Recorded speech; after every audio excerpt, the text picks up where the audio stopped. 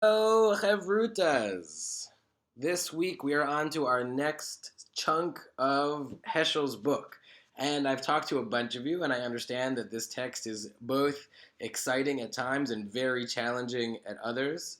I believe one exact quote is you read one sentence and it's beautiful and meaningful, and then the next sentence is also beautiful and meaningful, but not necessarily related to the previous sentence. So it is very challenging.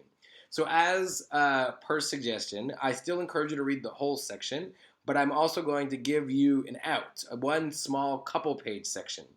If you want something to really focus on, then drill down to the primacy of inwardness, page 66 to 70. It is just a couple of pages, and it really focuses on what is the topic of this entire section, which is spontaneity. How in prayer do we pray in the moment when we as Jews have this huge corpus? We have a giant book of prayers. We have page numbers to call on, to be on, to follow, to keep up with. How do we then also have an experience inwardly that is meaningful, that is passionate? And so I think he really delves down to the heart of it and in relation to our tradition and what the tradition has to say. So I encourage you to read those couple of pages and ask yourself three crucial questions. First, paraphrase back. What is Heschel's inwardness? What is he talking about? Two, have you yourself ever experienced this inwardness?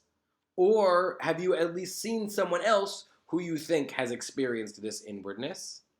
And three, going forward from this moment, what can you do to make this inwardness part of your own prayer life? What can you try and focus on? What actions can you take to make it come alive, to make it real for you when you come to shul on Saturday morning, when you're at Minyan, when you're on your own, when you have a prayer moment? What role can Heschel's inwardness play?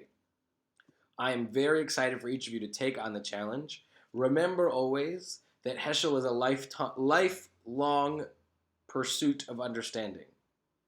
You're not meant afterwards, maybe Heschel thought you would be, but for the rest of us, you're not meant to understand everything he says. You're meant to get a little bit more out of it, to understand a little bit, to get a little bit farther. And I hope that you can be moved by his beautiful language and his careful metaphor and his devotion to modernity and text. I think it's wonderful. I'm excited. Please, please, please email me any questions or comments, things that you disagree on. Let me know so I can get back to you. And I'm very excited for each of you to continue. Talk to you soon.